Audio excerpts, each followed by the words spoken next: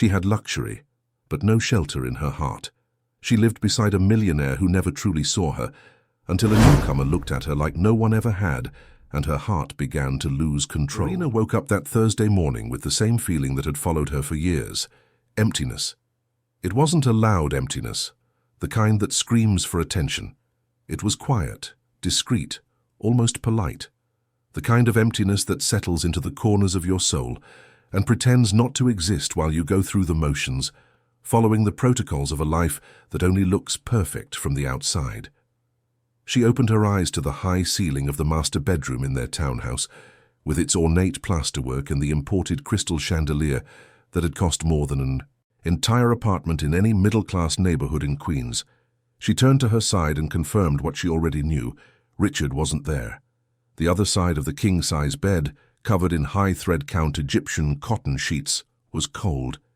He was probably already in his home office, likely on a video conference with investors in Europe, or reviewing contracts that moved millions of dollars with the stroke of a single pen.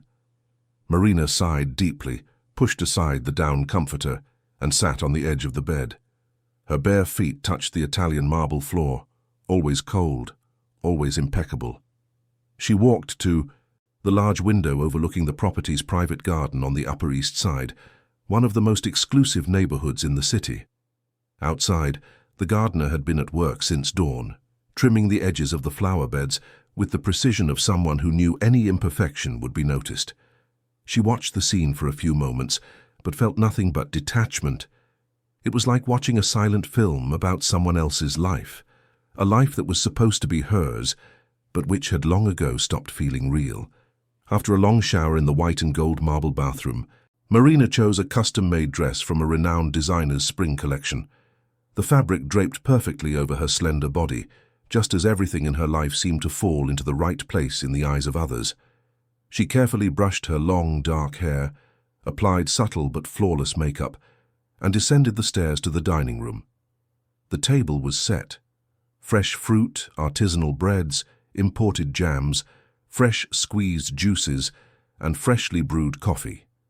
Clara, the house manager who had worked there for nearly a decade, had already arranged everything with her characteristic quiet efficiency. She was a middle-aged woman, her hair in a neat bun, with an attentive gaze and an always professional demeanor. Marina liked her, not just because Clara was competent, but because there was something human in her presence, something the rest of that house seemed to have lost. "Good morning, Mrs. Morgan. Mr. Morgan left 2 hours ago. He left a message saying he won't be back until late tonight," Clara said, pouring coffee into a fine porcelain cup. Marina nodded, unsurprised. She took a piece of bread, spread a little jam on it, and took a slow bite, merely to go through the ritual. She wasn't hungry. She rarely was. "Clara, can you confirm my schedule at the foundation this afternoon? I think I have a meeting with the social project team at 3, Marina said, more out of habit than genuine interest. "Already confirmed, Mrs. Morgan, and your Pilates class has been rescheduled for tomorrow morning." The instructor called to say something came up. Marina thanked her with a slight nod and continued her mechanical breakfast. As she chewed, she looked out at the garden through the dining room window. The flowers were impeccable, the lawn perfect. Everything was in its place, everything except her. Hours later, Marina was in the back seat of the imported sedan, being driven by Frank, the private driver, to the headquarters of R. Morgan Investments, the firm founded and run by Richard. She needed to sign some documents related to the charitable foundation that bore her name, but was, in practice, just another tool for her husband's personal branding. Marina knew this. Everyone knew, but no one said it.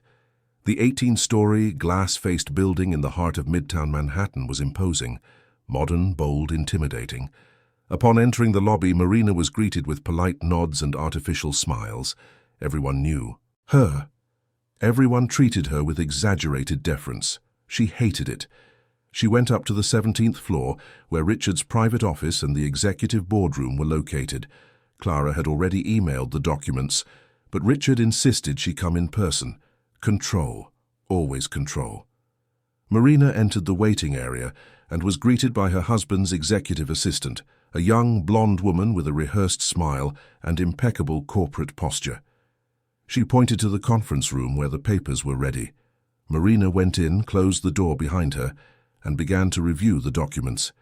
It didn't take long. They were just formalities. She signed where necessary, stamped and dated. As she was about to leave, she heard voices in the hallway. She recognized Richard's deep, authoritative voice. He was with someone. Marina waited, instinctively, as if she didn't want to be seen. She heard footsteps approaching. The door opened.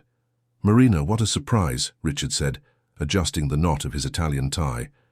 "I didn't know you were still here." She held up the documents.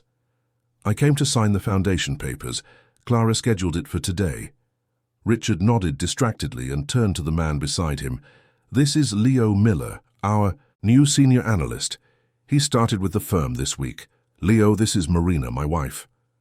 Leo extended his hand with a polite but genuine smile. He was young, probably in his early 30s, light brown hair, slightly tousled, clear and attentive eyes, a presence that contrasted with the rigid environment around him. He wore a well-tailored suit, but without the exaggerated pomp of the other executives. There was something light about him, something Marina couldn't immediately define. "A pleasure to meet you," Leo said, shaking her hand firmly but not aggressively. Marina returned the handshake, feeling something strange. It wasn't attraction. It wasn't interest. It was recognition, as if she had seen that face before but couldn't remember where. "You too," she replied, letting go of his hand and quickly looking away. Richard was already turning his back, talking on the phone, immersed in his own corporate urgency. Leo lingered for another moment, looking at Marina with an expression that was hard to decipher. Then he gave a slight nod and followed Richard down the hall. Marina stood there for a few seconds, alone in that glass-walled room, feeling something she hadn't felt in a long time: curiosity. In the following days, Marina couldn't get that encounter out of her head. It wasn't an obsession. It was a restlessness, a strange sense of familiarity that bothered her precisely because it made no sense. She didn't know Leo, she was sure of it, and yet something in his eyes, his posture, that subtle energy seemed to echo within her. She tried to distract herself with her usual activities: foundation meetings, lunches with socialite friends, therapy sessions that felt more like empty confessionals, Pilates classes, formal dinners alongside Richard at charity events. Everything was the same, but she was no longer the same. A week after their first meeting, Marina returned to the office building. Officially, it was to attend a meeting about the Foundation's next charity gala. But deep down, a part of her knew she was looking for something, or someone. As she stepped out of the elevator on the 17th floor, she saw Leo at the end of the hall talking with other executives. He was laughing at something one of them had said. The laugh was easy, natural, without the artificiality that dominated that environment. Marina felt a pang of envy for someone who could still laugh like that. Leo looked up and saw her. For a split second their eyes met. He didn't look away, neither did she. Then, as if remembering where he was, Leo gave a brief nod and turned his attention back to the conversation. Marina entered the conference room and tried to focus, but her mind was elsewhere. When the meeting ended, she walked down the main hallway and, without planning it, passed by the company's break room. Leo was there, alone, making a coffee. "Good afternoon," he said, seeing her walk in. "Good afternoon," Marina replied, hesitating. She didn't want to seem intrusive, but she didn't want to leave either. "You're new here, right?" she asked, trying to sound casual. 3 weeks, Leo confirmed, stirring his coffee. "I transferred from the Chicago office, still getting used to the pace of New York." Marina smiled faintly. "It's a hard city to figure out. It feels like everyone is always running somewhere, but no one really knows where." Leo chuckled softly. "That's a good way to put it." There was a pause. It wasn't uncomfortable. It was charged, as if they were both waiting for the other to say something important, but neither knew exactly what. "Can I ask you a weird question?" Leo said suddenly. Marina raised an eyebrow, curious. Go ahead. Have you ever taught online classes, like recorded courses, about personal development, self-awareness, that kind of thing? Marina felt her heart race. Yes, a few years ago. Why? Leo placed his cup on the counter and looked at her seriously. Because I took one of those courses, and you were the instructor. The silence that followed was thick. Marina blinked, processing the information. That explained everything. The recognition, the familiarity. She had recorded that course almost 6 years ago, at a time when she was still searching for some purpose beyond being Richard Morgan's wife. It was 20 video lessons on self-awareness, emotional vulnerability, and reconnecting with your true self. She had exposed herself in a way she would never do again. And later, when her marriage solidified into a social showcase, she had archived everything, never touched the subject again. You remember the course? Leo asked, his tone softer now. I remember, Marina said, her voice faltering slightly. But that was so long ago. I don't even know if it's still online. It is. At least it was. When I watched it 3 years ago, it really changed the way I saw things, especially the lesson on social masks, about how we build versions of ourselves to please others, but they destroy us from the inside. Marina felt a lump in her throat. She had written that script alone during an existential crisis. She never imagined that someone would actually take it seriously. I didn't know it really had an impact on anyone, she confessed, looking down. It did. A big one. I was in a tough spot in my life. Just out of college, working a job. I hated pretending to be someone I wasn't. That course gave me the courage to change, to look for something that made sense. Marina looked up and met his eyes. There was sincerity there, gratitude, and something more. And did you change? She asked, almost whispering. I did. I'm still changing, but at least now I know it's possible. They stood there, in the quiet break room, surrounded by the distant hum of the corporate office, but completely isolated in the invisible bubble that had formed between them. Marina didn't know what to say, didn't know what to feel. She only knew that for the first time in years, someone saw her, really saw her. Not as the tycoon's wife, not as the elegant hostess of charity events, but as Marina, the woman who once had a voice, the woman who once believed she could help someone. Thank you for telling me that, she said finally. Thank you for recording it, Leo replied. Marina left with a tightness in her chest. On her way home that afternoon, she felt something she hadn't felt in a long time. Something dangerous, something necessary. Hope. In the following weeks, the casual encounters between Marina and Leo started to become less casual. She invented excuses to show up at the firm. A signature here, a document there, a meeting about the foundation. Richard didn't suspect a thing, or he simply didn't care. He was immersed in a complex corporate merger that consumed all his time and attention. Leo, for his part, always seemed to be in the right place at the right time. A coffee in the break room, a quick chat in the building's outdoor garden, a chance meeting in the parking garage. They didn't plan it, but it happened. Their conversations evolved. They stopped being about the course, about the past, and started being about the now, about anxieties, about shelved dreams, about the weight of living a life you didn't truly choose. Leo told her about the pressure to meet family expectations, the fear of disappointing people, the constant search for external validation. Marina listened, recognizing herself in every word. And when she spoke, Leo listened with an attention she hadn't received from anyone in years. One afternoon, after a particularly tense meeting at the foundation, Marina left exhausted and found Leo sitting on a bench in the building's outdoor garden. He was alone, looking at the midtown traffic, lost in thought. "Can I sit?" she asked. Leo looked up and smiled. "Of course." Marina sat beside him, maintaining a respectful distance, but close enough to feel his presence. They sat in silence for a few minutes, just watching the city go by. "Are you okay?" Leo asked, breaking the silence. Marina sighed. "I don't know what okay means anymore. I think I've gotten used to running on autopilot. I wake up, follow my schedule, smile when I have to, say what's expected of me. But inside, it's like I'm not here. I get it, Leo said, looking straight ahead.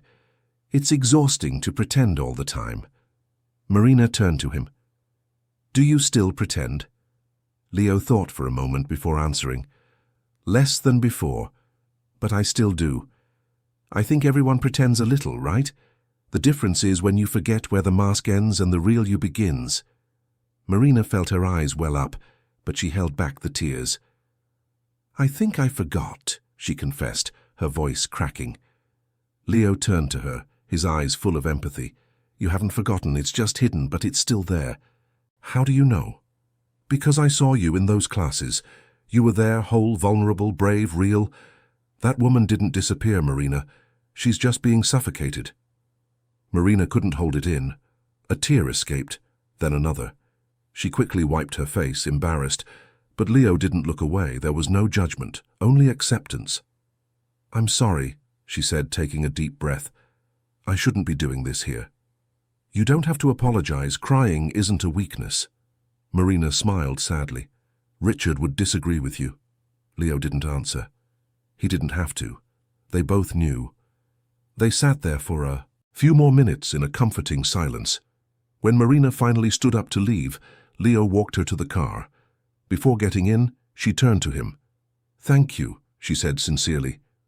For what? For reminding me who I was. Leo smiled, but there was sadness in his smile. You still are.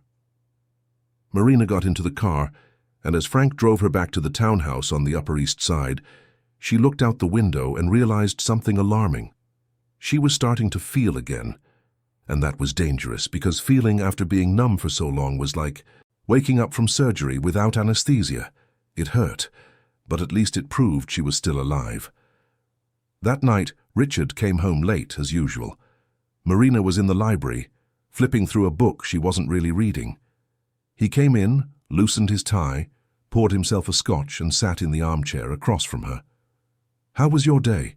He asked, more out of protocol than genuine interest. Fine, Marina replied. And yours? Complicated, but productive. Silence. Marina closed the book and looked at her husband. He was tired, but not the kind of tired that asks for comfort. It was the exhaustion of someone who carries the world on his shoulders and doesn't want to share the weight with anyone. Richard had always been like that. Self-sufficient, guarded, distant. Richard, can I ask you a question? Marina said suddenly. He looked up. Of course. Do you still love me? The question caught Richard by surprise. He blinked, processing it, as if he needed to translate the phrase into a language he no longer spoke. What kind of question is that, Marina? A simple one. Do you still love me? Richard sighed, impatient. Of course I do. We've been married for years. We built all of this together. We didn't build it together. You built it. I just came along for the ride. Richard frowned. Where is this coming from? Marina felt her courage grow. From me. From years of silence. From years of pretending everything is okay. Everything is okay, Marina. You have everything a woman could want. Comfort, security, status. And you think that's enough? Richard slammed his glass on the table. What else do you want? I work every day to maintain this life, to give you everything you need. I don't need things, Richard. I need you. You have me. No, I have a stranger who sleeps in the same house as me. Richard stood up, clearly irritated. I'm not having this conversation right now. I'm exhausted. He left the library without looking back. Marina was left alone, the book still closed in her lap, her heart racing. She had tried, and he had run away. As always. That night, lying alone in the huge, cold bed, Marina picked up her phone and opened her messages. She typed Leo's name, hesitated, then deleted it. She put the phone away. But the thought wouldn't leave her mind. She was on the verge of something she couldn't name, something inevitable, something that both terrified and liberated her. And as New York City breathed outside, with its millions of intertwined stories, Marina closed her eyes and allowed herself for the first time in years, to feel everything.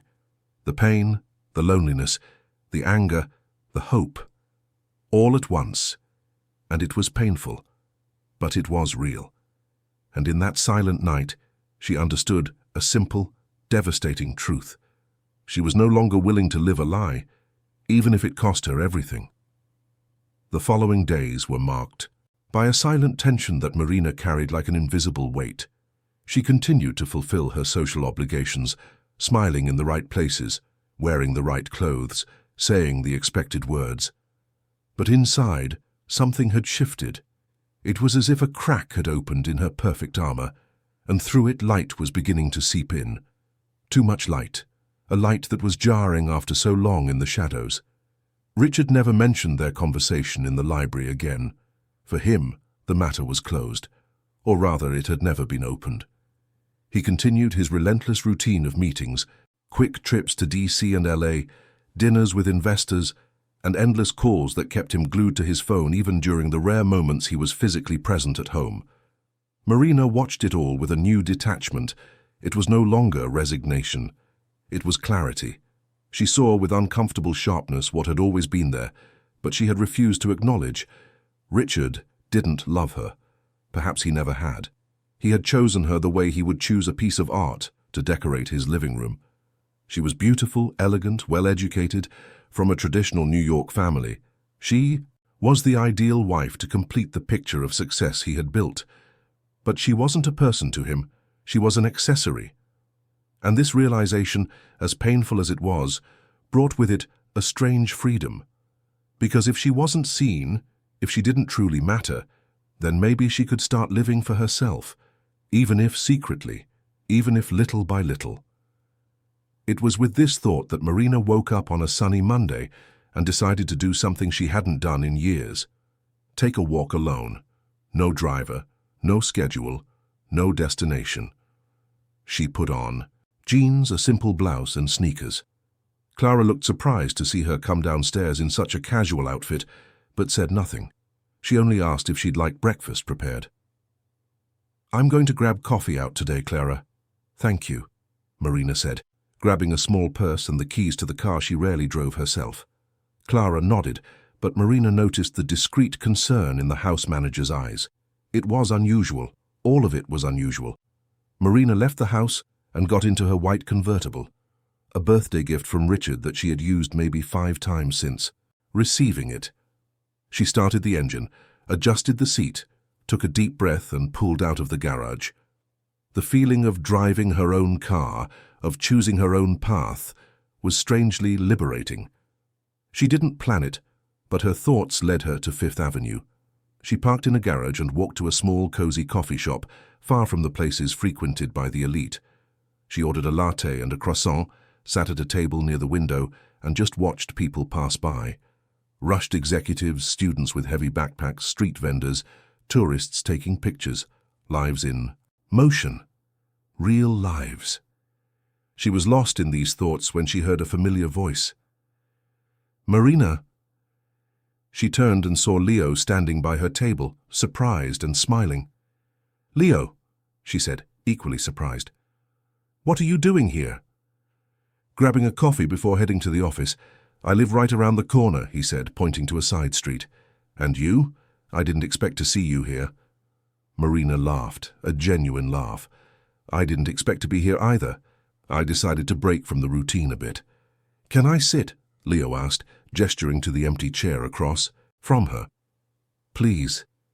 Leo sat down, placed his coffee on the table, and watched her for a moment. "You look different," he said. "Different how?" "I don't know. Lighter, or maybe just more you." Marina smiled, but there was sadness in it. "I'm trying to find myself again. I'm not sure if I'm succeeding. It's a start. Most people don't even try." They talked for almost an hour. Leo told her about his childhood in Chicago, the pressure of being the eldest son in a traditional Midwestern family, the expectation that he would follow in his lawyer father's footsteps, and how he always felt he was living someone else's life until he decided to change careers and move to New York. Marina, in turn, opened up in a way she hadn't in years. She spoke of the loneliness of her marriage, the feeling of being invisible despite always being in the spotlight, and the self-help course she had recorded, and how it had been a last gasp of authenticity before she completely surrendered to the role of the exemplary wife. "Do you think it's possible to go back?" Marina asked suddenly. "To be who we were before we got lost?" Leo thought for a moment, stirring his coffee distractedly. "I don't think you can go back, but you can start over. You're never the same person you were before, but you can be a better version, a more honest version." Marina felt a tightness in her chest. "And what if starting over means destroying everything you've built? Then maybe what you built wasn't yours. Maybe it was a prison with golden walls." Marina fell silent, absorbing his words. Leo was right. She knew it. But acknowledging the truth didn't make the path any less terrifying. They said their goodbyes shortly, after each heading to their own commitments. But something had changed in that meeting. There was a growing complicity, an emotional intimacy that Marina didn't know how to handle, and at the same time, she didn't want it to stop. That same week, Marina began to notice subtle changes in Richard's behavior. He was more attentive, more present, or at least trying to appear so. He started asking about her day, suggesting dinners for two, making small gestures that in other times might have signified affection. But Marina knew her husband well enough to know that this wasn't emotion. It was strategy. Richard was a man who lived on control, and when something slipped from his control, he reacted, not with emotion, but with action, and Marina was beginning to slip from his control, however discreetly. On a Thursday night, during a silent dinner in the townhouse's dining room, Richard broke the silence. "You've been going to the office a lot lately," he commented, cutting his steak with surgical precision. "I have some things to take care of with the foundation," Marina replied without looking up from her plate. "I see, but I've noticed you've been staying longer than necessary. Sometimes I hear you spent the afternoon there, even without scheduled meetings." Marina felt her heart race, but she kept her voice steady. "I like to keep a close eye on the projects. It's important to me." Richard nodded, but there was something in his eyes that Marina recognized. Suspicion. "Do you know Leo Miller?" he asked suddenly. Marina looked up, trying to seem casual. "The new analyst?" "I met him briefly. Why?" "Just curious. He's been making a name for himself. Competent work. But there's something about him that bothers me." "What?" Marina asked, trying to sound disinterested. "I don't know. Maybe it's that he's too close to people, talks too much, forms bonds. That can be dangerous in the corporate world." Marina didn't reply. She just went back to eating, but the food wouldn't go down. She knew what was happening. Richard was marking his territory. He wasn't sure of anything yet, but he was watching, and when Richard was watching, things got complicated. That same night, after Richard locked himself in his office for another video conference, Marina went up to the bedroom and picked up her phone. She opened her messages, found Leo's contact, and typed a message. Hesitated, deleted it, typed it again. "We need to be careful." She sent it. The reply came a few minutes later. "I know, but I can't stop thinking about you." Marina felt her heart pound. She read and reread the message several times. She knew she should reply with something sensible, something that created distance, but instead she typed, "Me too." And it was only after sending it that she realized the abyss opening up before her. In the days that followed, Marina and Leo exchanged messages. Nothing explicit, nothing that could be used against them. Just conversations about books, music, life. But there was an emotional charge in every word, a tension that grew with each exchange. Marina knew she was treading on dangerous ground. But at the same time, those conversations were the only part of her day when she felt alive, when she felt seen. And that was addictive. One afternoon, Marina was in the home library when Clara came in with tea and cookies. She placed the tray on the table and, before leaving, hesitated. "Mrs. Morgan, may I say something?" Clara asked cautiously. Marina looked up. "Of course, Clara." Clara came closer, her voice low. I don't know what you're going through, and it's none of my business. But I've worked here for many years. I know Mr. Morgan, and I know how he reacts when he feels he's losing control of something. Marina felt a chill run down her spine. What are you trying to say? I'm saying you need to be careful. Mr. Morgan doesn't forgive easily, and when he decides to act, he acts with precision. He has resources, he has connections, and he has a need to win that goes beyond anything else. Marina swallowed hard. Thank you, Clara. Clara nodded and left the library, leaving Marina alone with her thoughts. She knew Clara was right. Richard was not a man of half measures. If he found out something, even if there was nothing concrete to find, he would react. And when he reacted, it would be devastating. That night, Marina made a decision. She needed to talk to Leo, in person, away from prying eyes, away from the company's security cameras, away from everything. She sent him a message suggesting they meet, not at the office, not in nearby coffee shops, but somewhere neutral, discreet.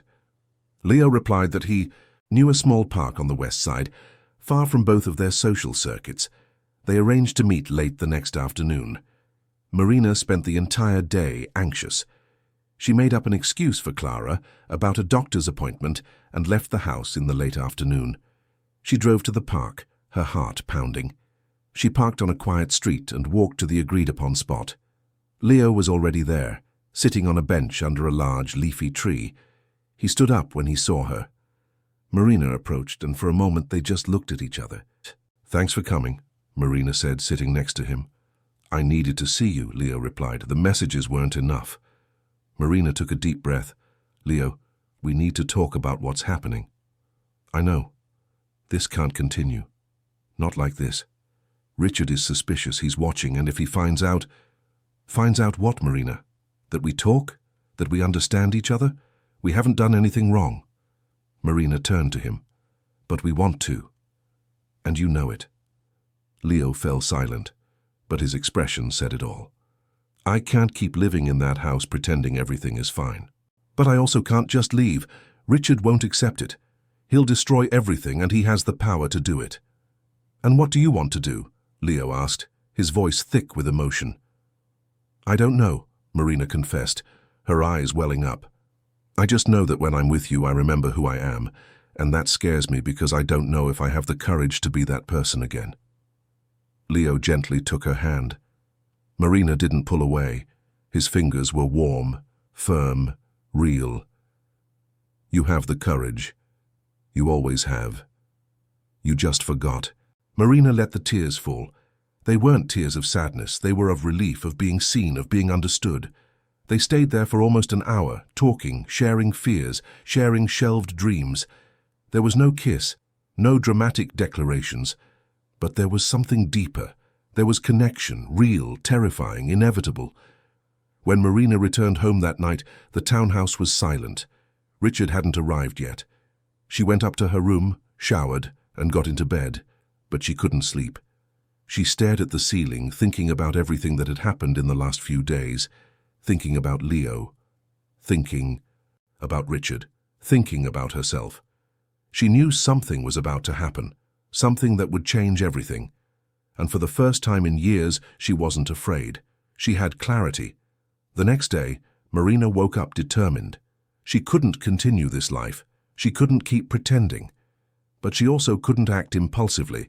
Richard was too powerful. She needed to be strategic. She spent the morning doing research. She discreetly consulted with lawyers specializing in high-net-worth divorces.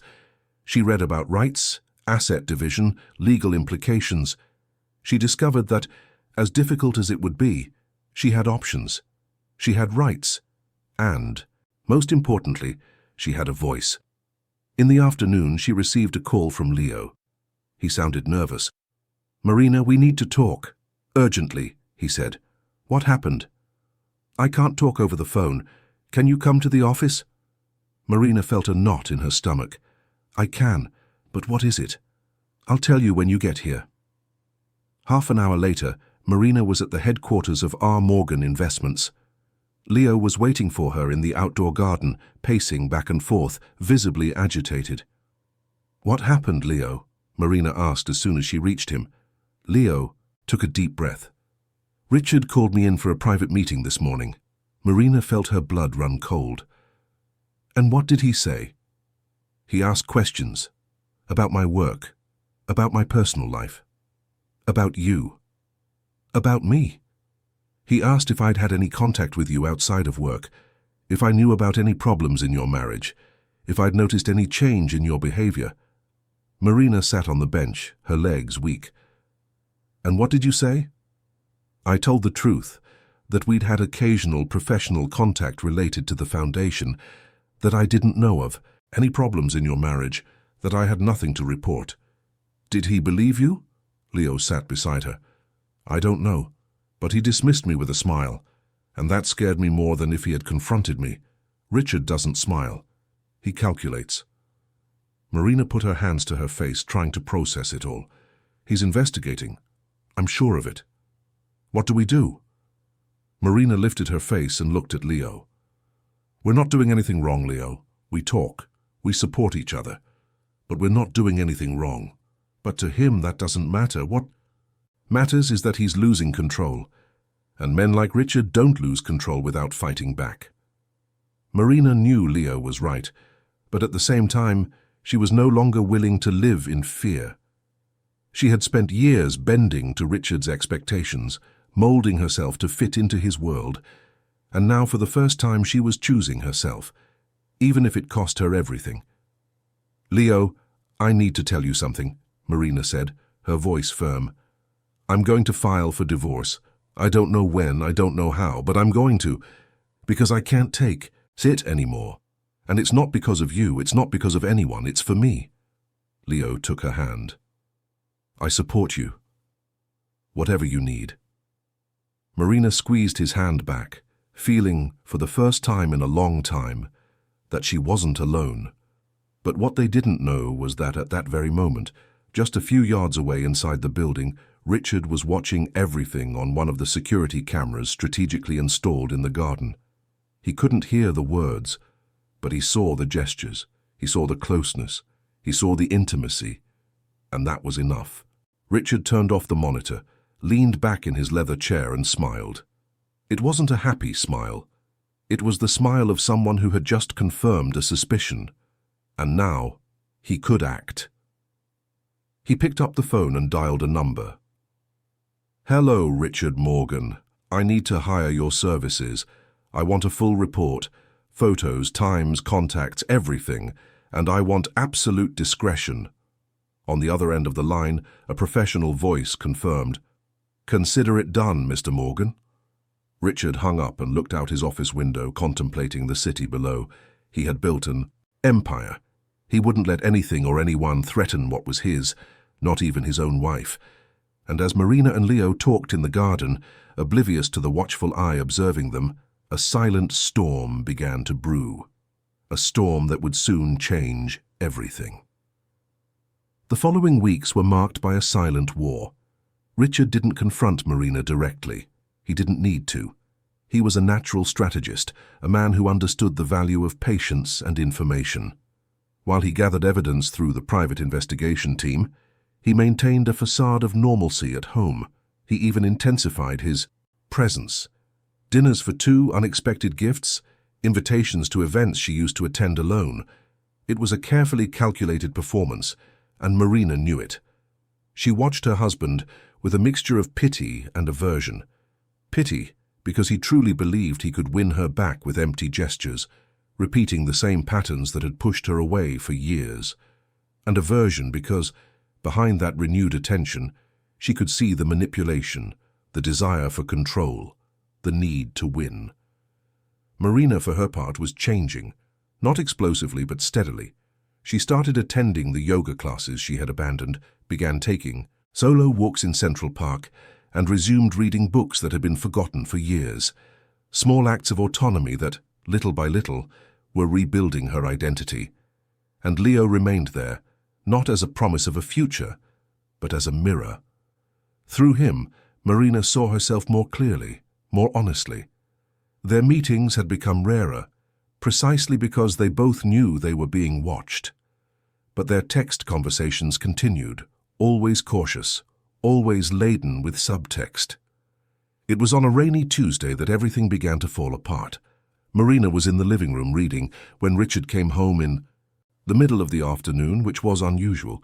He entered without making a sound, but Marina sensed his presence before she saw him. "We need to talk," Richard said, standing at the entrance to the room, his suit impeccable, but his expression dark. Marina closed her book and faced him. "About what?" Richard walked to the armchair across from her and sat down. He pulled a large envelope from the inside pocket of his jacket and placed it on the coffee table between them. "About this," he said, pointing to the envelope. Marina looked at the envelope but didn't touch it. "What is it?"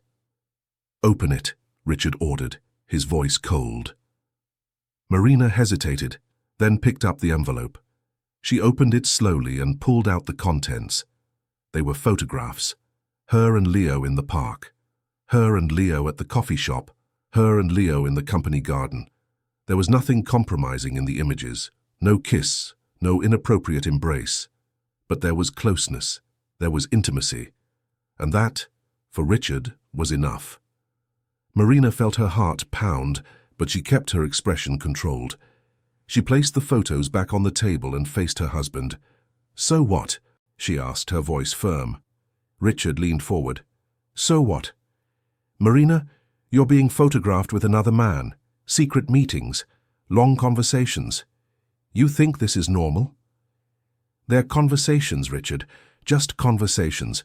With an employee of yours who by chance was a student in a course I taught years ago. There's nothing wrong with that." "Nothing wrong?"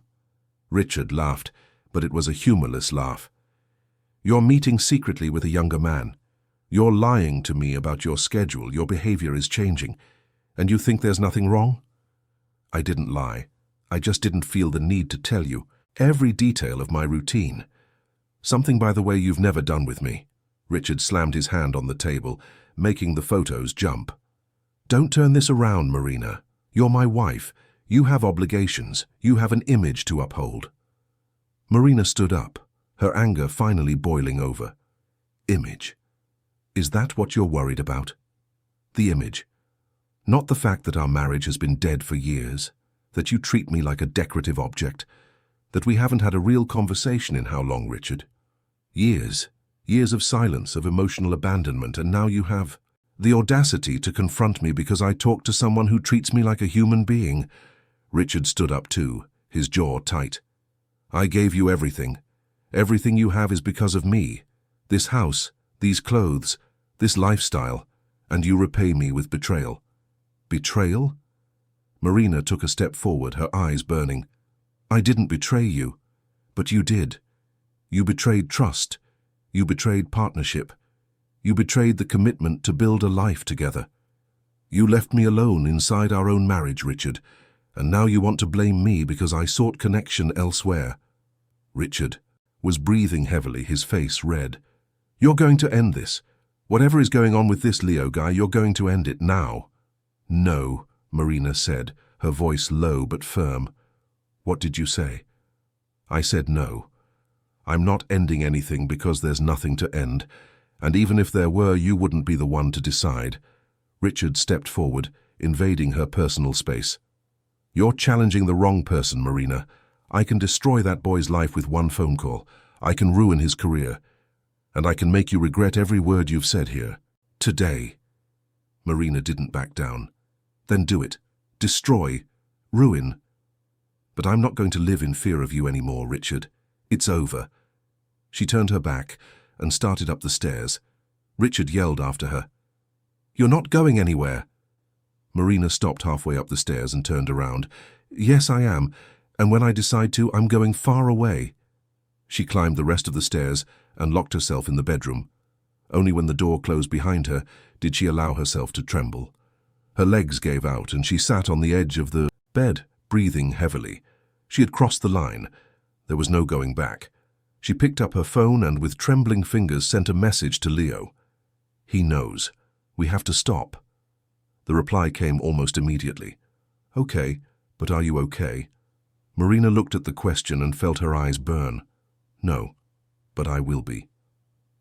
In the following days, Marina avoided Richard as much as possible. They shared the same house but lived in separate worlds.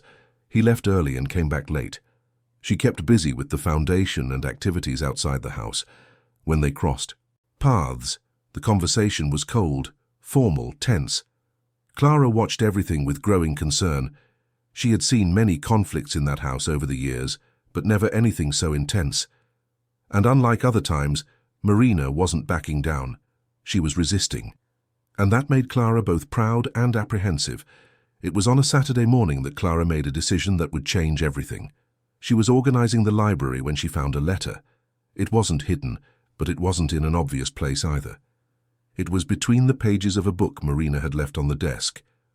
Clara didn't intend to read it, but as she picked up the book, the letter fell to the floor, and when she picked it up, she saw who it was addressed to. Leo. Clara hesitated.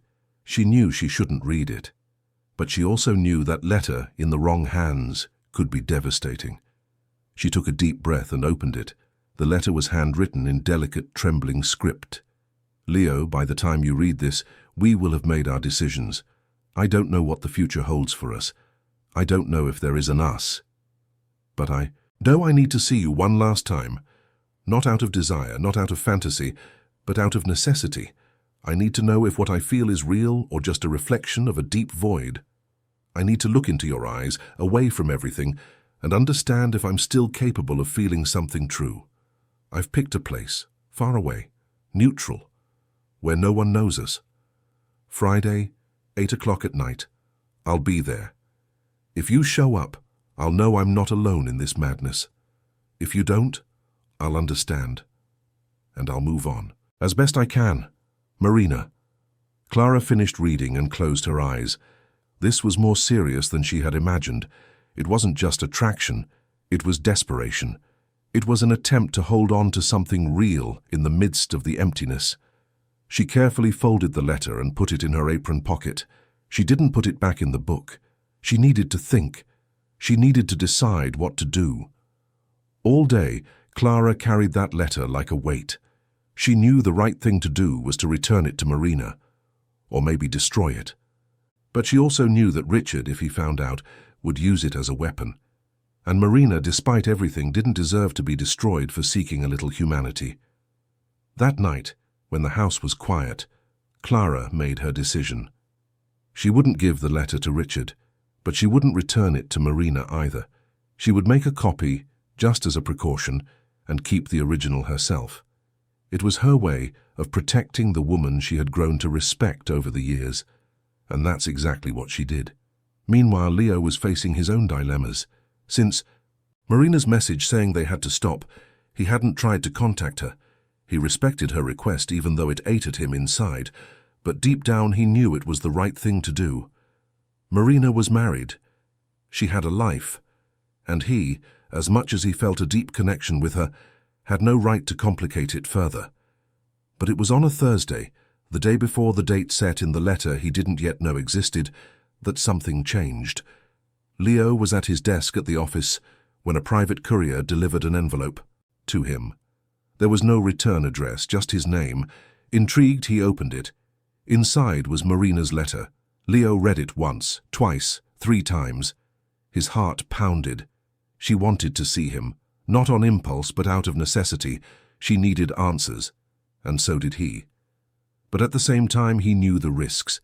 He knew Richard was watching. He knew this could end his career, and worse, it could destroy Marina. He spent the entire night, sleepless, weighing the pros and cons. He thought about not going. He thought about calling Marina and explaining it was for the best. But every time he came close to giving up, he remembered her eyes, her shy smile, her honest vulnerability. And he couldn't. On Friday, Leo worked mechanically all day. As the time neared 8 o'clock, he still hadn't decided. He stood in the building's parking garage staring at the car's clock. 8:05, 8:10, 8:15. Finally, he started the engine. He wasn't going. It was crazy. It was irresponsible. It was dangerous. But before he could leave the garage, his phone buzzed.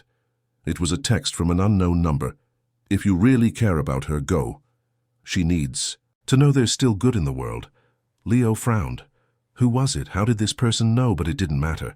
That message was the decision he couldn't make on his own.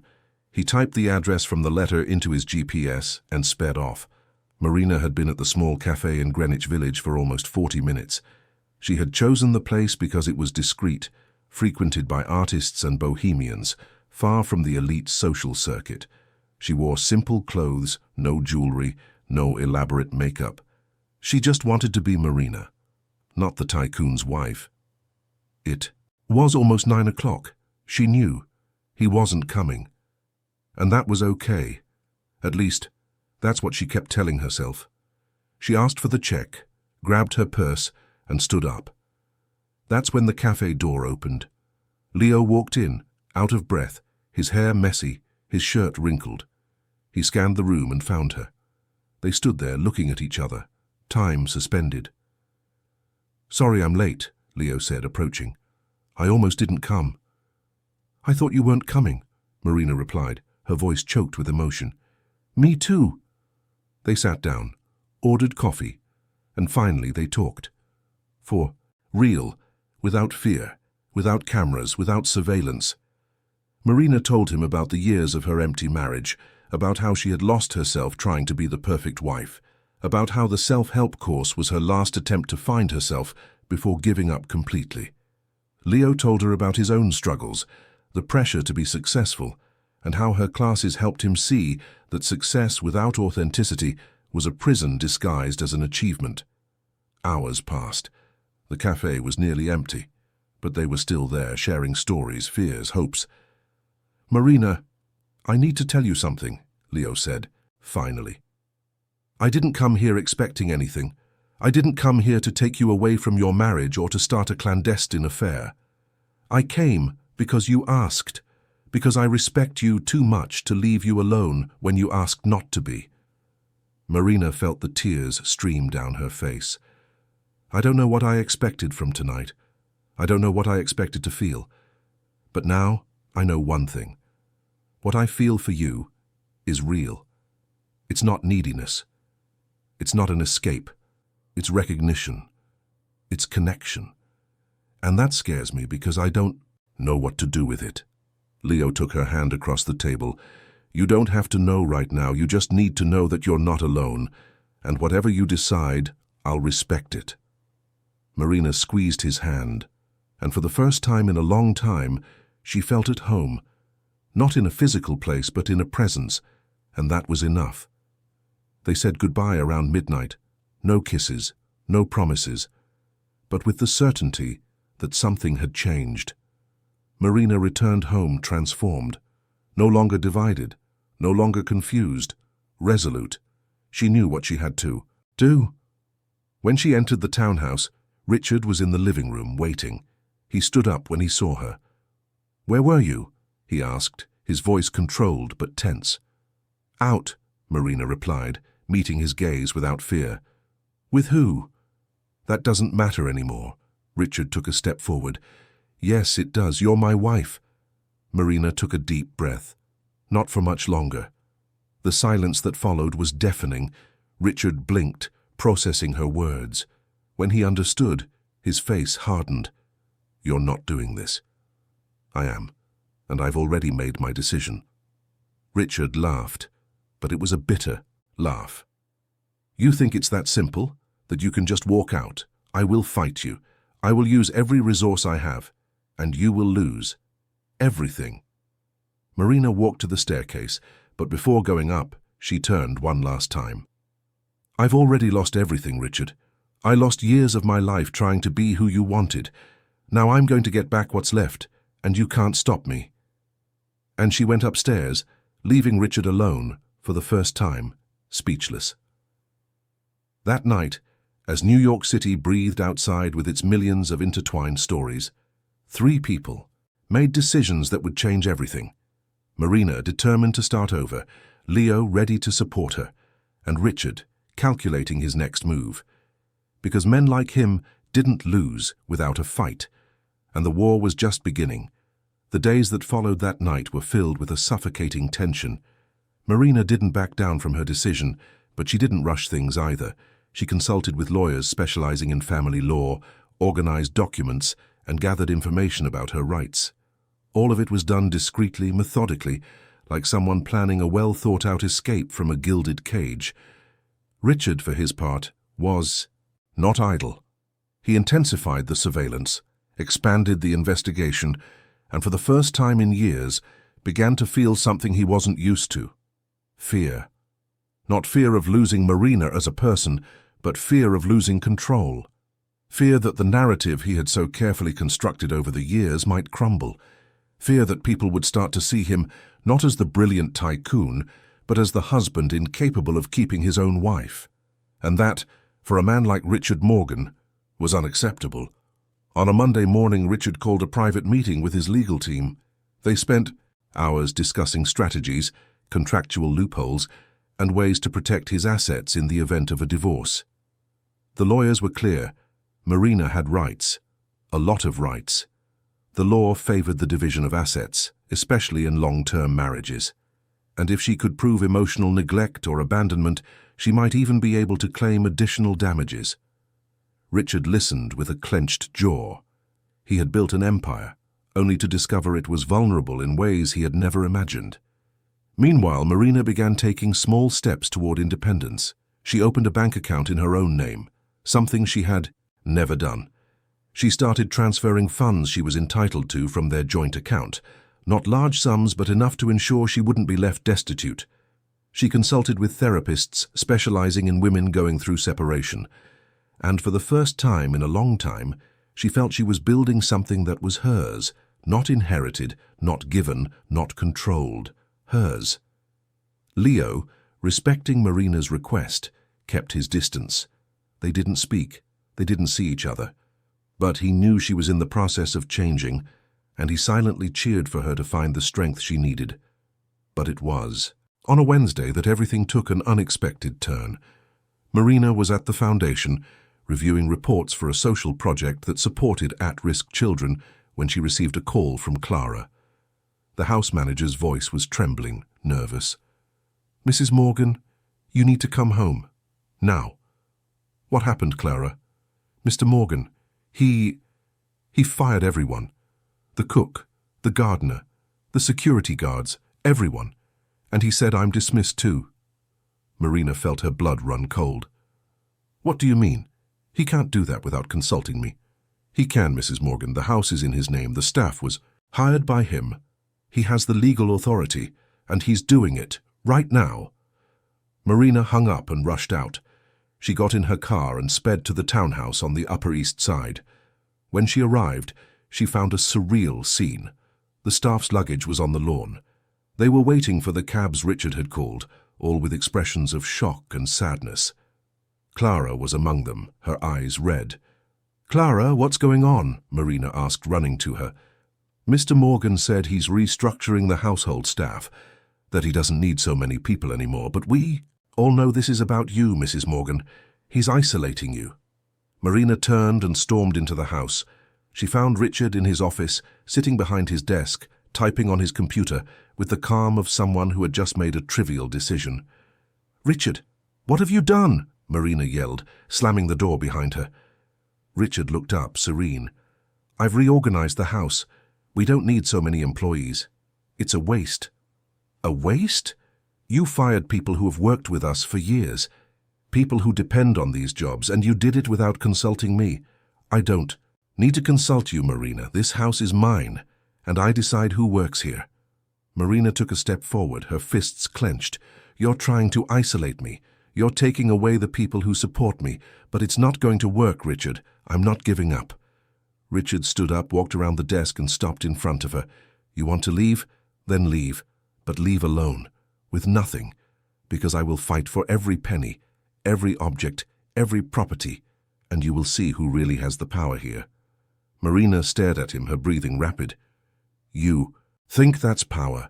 Firing innocent people to get to me? That's not power, Richard, it's cowardice." Richard gave a cold smile. "Call it what you want, but you chose this path. Now deal with the consequences." Marina left the office, shaking with rage and helplessness. She ran to the garden, but the staff had already left, all except Clara, who was still there waiting for the last cab. "Clara, I'm so sorry," Marina said, hugging the house manager. "You don't need to apologize, Mrs. Morgan. I knew this could happen. I just hope you'll be okay." Marina held Clara's hands. "Will you be okay? Do you need anything?" Clara smiled, even with teary eyes. "I'll be fine, but you, Mrs. Morgan, you need to be strong. He's going to squeeze tighter and tighter, and you can't give in." "I won't. I know, and because of that, I need to give you something." Clara opened her purse and took out an envelope. It was the copy of the letter Marina had written to Leo. Marina took the envelope, confused. "I found this letter in the library," Clara explained. "I made a copy and kept the original. I thought it might be important. But now I think you should have it back, all of it, to decide what to do." Clara also handed her the original letter. Marina looked at the two, stunned. "You read it?" "I did," Clara confessed, looking down. "I'm sorry, but I needed to know what was happening. I needed to decide whether to protect you or not, and I decided I would. Always." Marina hugged Clara tightly, tears streaming down her face. "Thank you. For everything." The cab honked. Clara pulled away, wiped her face and smiled one last time before getting into the car. Marina stood, in the garden alone, holding the letters, feeling the weight of that moment. She went back inside the house, which now seemed larger and emptier than ever. She went up to her room, locked the door, and sat on the bed. She opened the letters and read them again. Then she picked up her phone and, for the first time in weeks, sent a message to Leo. "We need to talk. In person. It's urgent." The reply came minutes later. When and where? Marina thought for a moment. It had to be a safe place, a place where Richard couldn't, where Richard reach her. She remembered a childhood friend, Julia, who lived in a small apartment in the West Village. They had drifted apart over the years, but Marina knew she could trust her. She called Julia, briefly explained the situation, and asked if she could stay for a few hours. Julia, without hesitation, agreed. Marina arranged to meet Leo at Julia's apartment the next afternoon. She knew she was risking everything, but she saw no other way.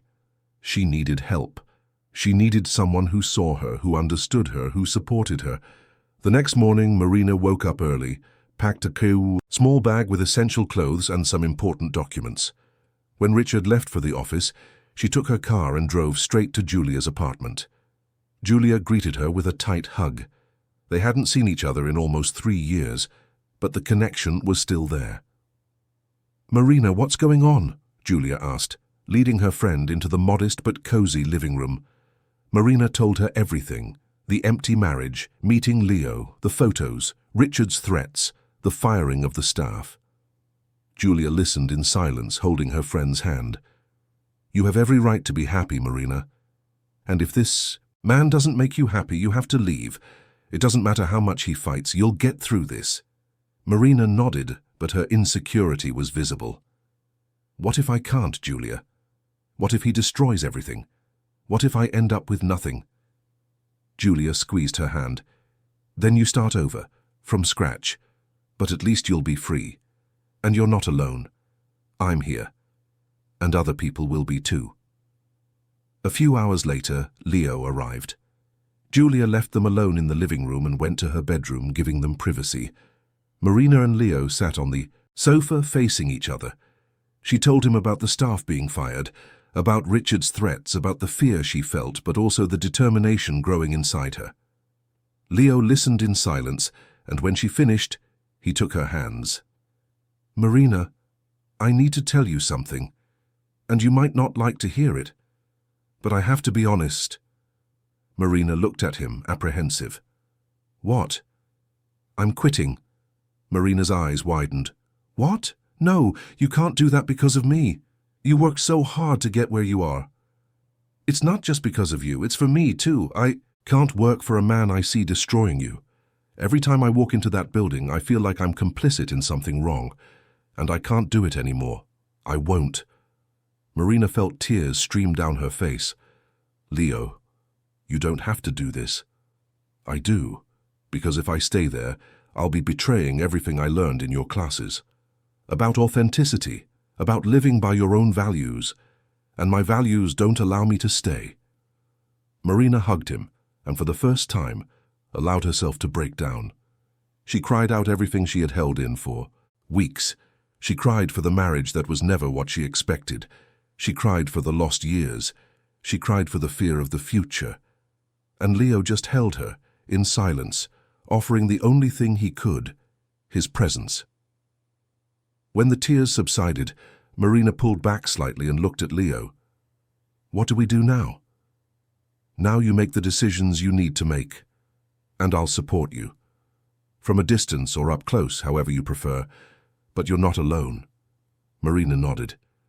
I'm going to file for divorce officially, and I'm going to fight for my rights, not for the money, but for my dignity. And I'll support you, Leo repeated. They stayed there for a few more hours, talking, planning, sharing fears and hopes. And when Leo left, Marina felt different, stronger, more whole.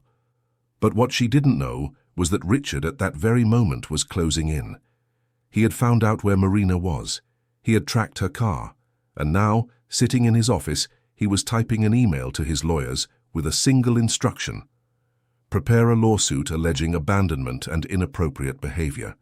He attached the photos of Marina with Leo, and although the images didn't prove infidelity, he knew that in the court of public opinion and in the hands of skilled lawyers, they could be interpreted in devastating ways. Richard smiled as he sent the email. He wasn't worried. He had resources, he had influence, he had power. And he was going to use all of it to ensure Marina learned a lesson she would never forget. No one defied Richard Morgan and got away with it. Meanwhile, in another part of the city, Leo got home and without much thought sat down at his computer. He opened a blank document and started writing. It wasn't just a resignation letter, it was a statement. A sincere, direct and courageous explanation of why he could no longer work in an environment that tolerated destructive behavior, that valued power over humanity, that saw people as pieces on a chessboard. He wrote for hours, revised, refined, and when he finished, he read it one last time. He was decided. He would send it the next morning, and along with the resignation letter, he would attach a personal note to Richard. Not to apologize, but to tell the truth, to say that Marina hadn't been abandoned for another man. She had been abandoned by him, Richard, long before anyone else entered the picture. And as night fell over New York, 3 people prepared for what was to come. Marina, determined to rebuild her life. Leo, ready to face the consequences of his choices. And Richard, calculating his next blow. The storm was coming, and no one would emerge unscathed. But sometimes to be reborn, you first have to burn everything down. And Marina was ready for the fire, because she had already lost too much to be afraid of losing what was never truly hers. And for the first time in years, she no longer wanted to be saved. She wanted to save herself. And that made all the difference. The next morning, Marina woke up on Julia's sofa with a clarity she hadn't felt in a long time. She had coffee, thanked her friend for her hospitality, and said she was going back home. Julia was worried, but Marina reassured her. I have to face him. I can't run forever, and he needs to understand that I'm not giving up. Julia hugged her friend. Call me if you need anything, anytime. Marina nodded, got in her car and drove back to the townhouse. When she arrived, Richard was in the living room waiting. He said nothing when she entered. He just watched her with a look that mixed anger with something Marina couldn't identify. Perhaps it was desperation disguised as control. We need to talk, Marina said, placing her purse on the console table. Richard crossed his arms. I'm listening. I want a divorce, and I'm filing the petition officially. We can do this civilly or we can do this contentiously, but it's going to happen one way or another. Richard took a step forward. You think it's that simple, that you can just decide this on your own? I can, and I am. The choice is now yours. Make it easy or make it hard. Richard laughed, but it was a bitter laugh. You have no idea who you're dealing with, Marina. Yes, I do. I'm dealing with a man who confuses control with love, and I'm done with it. Richard opened his mouth to reply, but was interrupted by the sound of his phone ringing. He answered, annoyed. He listened for a few seconds, his face growing increasingly tense. He hung up and looked at Marina with an expression she had never seen before. It was almost vulnerability. What was it? She asked. Your little friend just quit, and he sent a letter to the entire board of directors explaining why. Marina felt her heart race. What did he say? Richard threw his phone on the table with force. Read it yourself. Marina picked up the phone and opened the email. She read Leo's letter.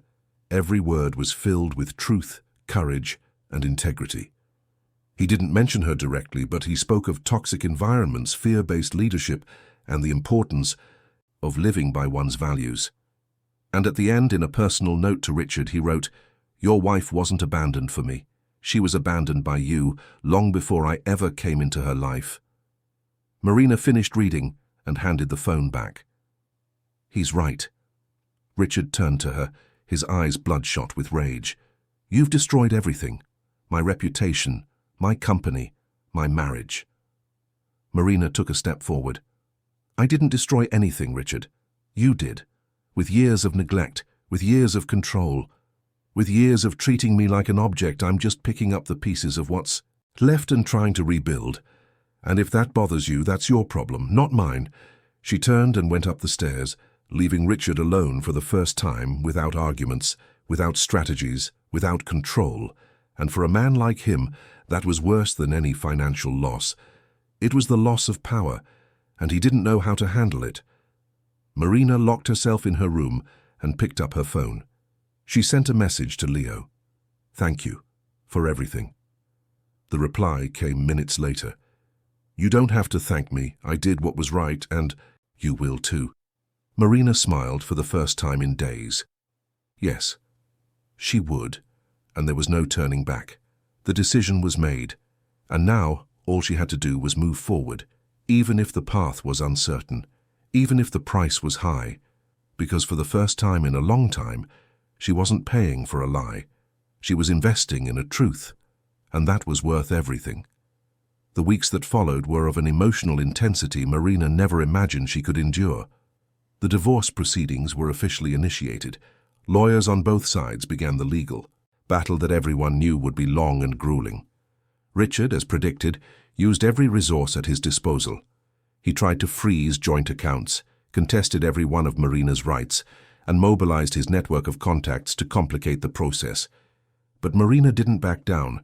For the first time in her life, she was fighting for herself, and she discovered she was stronger than she had ever imagined. News of the separation leaked to the press, as was inevitable. Business and society columns began to speculate on the reasons. Some blamed Marina, others questioned Richard. The New York elite whispered. At events, parties, and exclusive clubs, Marina became a topic of conversation, and although it was uncomfortable, she found that the opinions of others no longer affected her as they once did. She had spent years living for appearances. Now she was living for herself, and that changed everything. Leo, after quitting, quickly found a position at a smaller consulting firm, one much more aligned with his values. The salary was lower, the office more modest, but he slept peacefully at night, and that peace was worth more than any corporate status. He and Marina kept in touch, but discreetly. They both knew that any public association could be used against her in the proceedings, so they waited, patiently, respectfully, with the certainty that if it was meant to be, it would happen at the right time. Clara, the former house manager, found work with another family but stayed in frequent contact with Marina. She became a confidant, a friend, a source of support during the most difficult times. And Marina discovered that the truest relationships were those built on equality, not hierarchy. It was on a rainy afternoon in August, 4 months after the divorce proceedings began, that things started to resolve. The lawyers on both sides reached a settlement. Marina wouldn't get half the assets as she was entitled to, but a fair portion that would allow her to start over with dignity. Richard would keep the company, the townhouse, and the majority of the investments. But he would have to pay damages for emotional distress, something he resisted, but his lawyers insisted was necessary to close the deal. When Marina signed the papers at the law firm, she felt a mix of relief and sadness. Relief to finally be free. Sadness for the time lost, for the years that would never come back, for the woman she could have been if she had found her courage sooner. But there was no room for regret, only for a new beginning. She left the office in the light rain, without an umbrella, in no hurry. She let the drops wet her face, mingling with the tears that streamed silently. They weren't tears of pain. They were tears of liberation. She got into the car that was now officially hers, one of the assets from the settlement, and drove with no destination in mind. She ended up in front of Central Park. She parked, got out and walked to one of the lakes. She sat on a bench and stayed there, watching the rain fall on the water, creating concentric circles that expanded and disappeared. That's where Leo found her. He didn't know she would be there. He had also gone to the park to think, to walk, to process his own feelings, but when he saw her sitting on that bench, alone, soaked by the rain, something inside him stirred. He approached slowly, not wanting to startle her. "Marina," he called softly. She turned, and upon seeing him, she smiled, a tired but genuine smile. "Leo, what are you doing here?" "I could ask you the same thing," he said, sitting beside her. "I signed the papers today, officially divorced." Leo nodded respectfully. "And how are you?" Marina thought for a moment before answering. "Free. Scared. But free. Freedom is scary." They sat in silence for a few minutes, just listening to the rain. Then Marina turned to him. "Leo, I need to thank you for everything, for reminding me who I was, for being brave when I wasn't, for being honest when everyone around me was lying." Leo took her hand. "You would have found your way regardless, Marina. I was just there when you needed someone." "No, you were more than that. You were the mirror I needed to see myself again." Leo smiled. "And you were the teacher who taught me that living authentically isn't easy, but it's the only way to truly live." Marina squeezed his hand. "So now what? What do we do?" Leo took a deep breath. "Now we live. No rush, no pressure. We just live." Marina nodded. "I like the sound of that." They stayed there until the rain stopped, and when the sun began to peek shyly through the clouds, they stood up and walked together side by side, not holding hands, without grand romantic gestures. Just two human beings who had found each other in the midst of chaos and were now walking toward the unknown, but together. In the following months, Marina rebuilt her life consciously and intentionally. She rented a small but light-filled apartment in Greenwich Village. She resumed recording online courses, this time with much more depth and vulnerability. She spoke about her own journey, about the process of losing and finding herself, about the courage to start over. The courses were a success, not just because the content was good, but because it was true, and people felt that. Leo and Marina began to see each other more often. Simple dinners, walks in the park, long conversations about everything and nothing. There was no rush to label what they had. It wasn't dating in the traditional sense. It was connection. It was partnership. It was respect. And that was more than enough. Richard, for his part, had to deal with something he had never faced, the loneliness of his own choices. The company continued. To grow, profits increased, business expanded. But the house was empty. The new staff lacked the loyalty of the old. The social events he attended seemed superficial. And for the first time in his life, he wondered if it had all been worth it. All that power, all that control, all that wealth. For what? To come home to an empty house? To sleep alone in a massive bed? To realize too late that he had mistaken achievement for happiness? He tried a few times to contact Marina. Polite messages, invitations to talk, but she never replied. Not out of anger, but because she knew there was nothing left to say. That chapter was closed, and reopening it would be a step backward. Clara, who kept in touch with Marina, mentioned in a casual coffee meeting that Richard had sought her out, asking how Marina was, if she was happy. Clara answered honestly, "She's starting over, and she's doing well. better than she has in years. Richard listened in silence and just nodded. There was nothing to say. He had lost. Not the legal battle, but the battle that truly mattered. He had lost the chance to be truly loved, and no amount of money could buy that back. He began to invest more time in reflection. He started therapy, something he never imagined doing. He slowly recognized the destructive patterns he had perpetuated his entire life. The control, the inability to connect emotionally, the confusion between power and affection. The sessions were difficult, painful, but necessary. He wasn't doing it to win Marina back.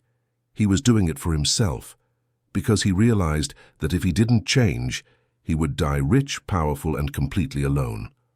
A year after the divorce was finalized, Marina was in her apartment preparing an online class when she received an unexpected message. It was from Richard. "Marina, I know you don't owe me anything. Not your time, not your attention, not your forgiveness. But I need to tell you something. I was wrong. About everything. You weren't the problem. I was. And it took me a year to find the courage to admit that. I'm not asking for us to get back together. I know that won't happen. But I need you to know that I recognize how much I hurt you, and I'm truly sorry. I hope you're happy. You deserve to be." Marina read the message 3 times. There was no anger, no joy, just a quiet acceptance. She thought about replying but decided it wasn't necessary. Richard was on his own journey, and she was on hers, and that was okay. She put her phone away and went back to preparing her class. But first she looked out her apartment window. The sun was setting over New York, painting the sky in shades of orange and pink. It was beautiful, and she was there to see it, present, alive, whole.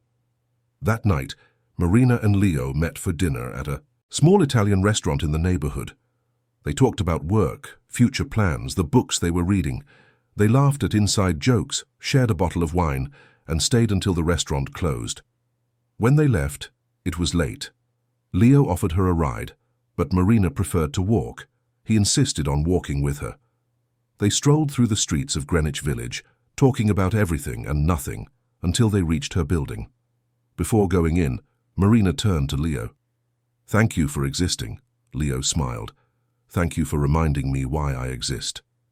They hugged, a long, tight embrace, full of everything that didn't need to be said. When they let go, Marina went into the building and Leo stood there watching until she was out of sight. Then he walked back home, hands in his pockets, his heart light. Marina went up to her apartment, showered, put on her pajamas, and lay in bed. She picked up the journal she had started writing months ago and opened to a blank page. She wrote, "Today I realized something important. I spent years waiting to be saved, waiting for someone to come and pull me out of that prison, but the truth is I had the key all along. I just needed the courage to use it. Leo didn't save me, he reminded me that I could save myself, and that's the difference between dependence and partnership. I don't need him to be happy, but I choose to have him in my life because he makes me want to be the best version of myself, and that, I've discovered, is what love should be. Not a necessity, but a choice. Free, conscious, true." She closed the journal, turned off the light, and lay there looking at the ceiling. There was no more emptiness. There was peace, a peace she hadn't bought, inherited, or received as a gift. A peace she had built, brick by brick, choice by choice.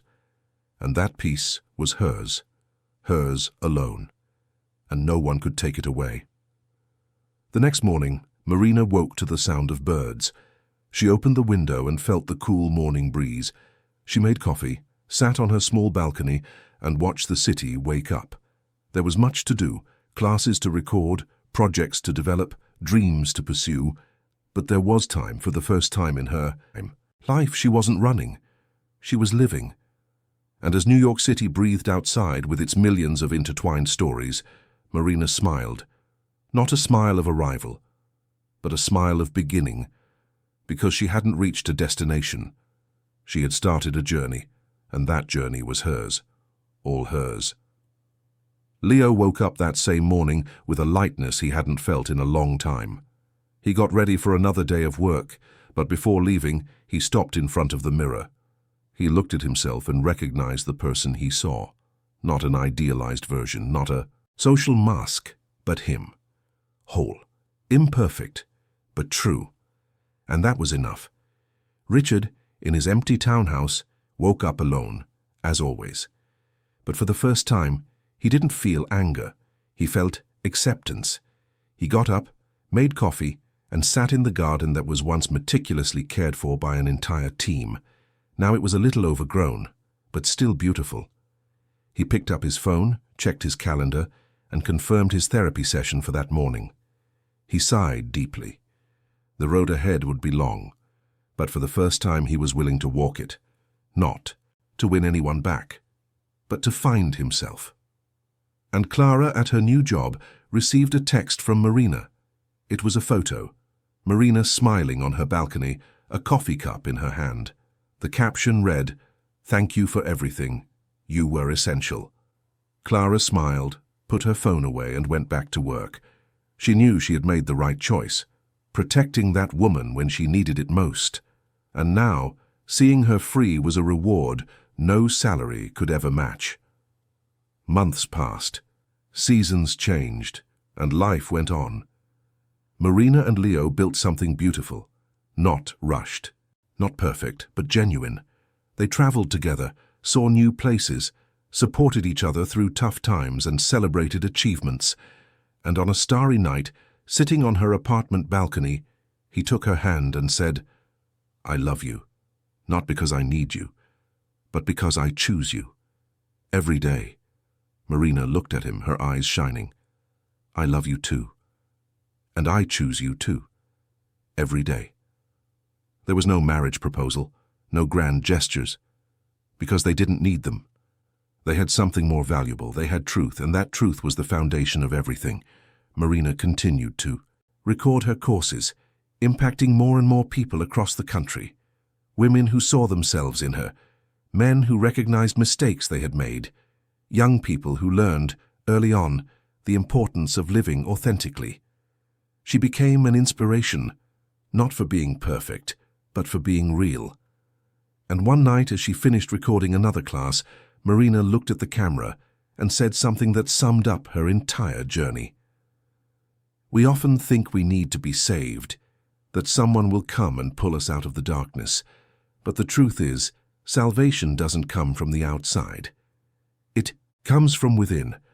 And sometimes it doesn't come as a hug, it comes as a fire that burns away everything that was false, everything that was imposed, everything that imprisoned us. And from the ashes of that fire, we are reborn. Not as the person we were, but as the person we always were underneath all the masks. And that person, I've discovered, is worth knowing, worth being, worth loving. She turned off the camera, saved the file, and closed her laptop. She looked around the small makeshift studio in her apartment. It wasn't luxurious, it wasn't impeccable, but it was hers, built with her own hands, with her own choices, and that was worth more than any mansion.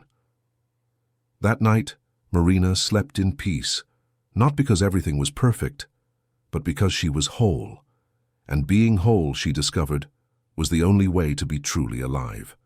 And as New York City breathed outside with its millions of stories crossing, intertwining, and transforming, Marina's story came not to an end, but to a new beginning. Because life isn't made of happy endings. It's made of brave new beginnings, and she had begun again, not once, but as many times as necessary, because that is the essence of freedom, not being where everything is perfect, but having the courage to change when nothing makes sense anymore. And in that silent night, as the stars shone over the greatest city in the country, Marina understood the simplest and most profound truth of all. She hadn't chosen a man, she hadn't chosen a life, she had chosen herself. And that choice, as terrifying as it was the only one that truly mattered. Because sometimes the greatest revolution we can make isn't to change the world, it's to change ourselves. And to allow that change to transform everything around us, not with violence, but with truth, with courage, with self-love. And that's how Marina discovered she didn't need a happy ending.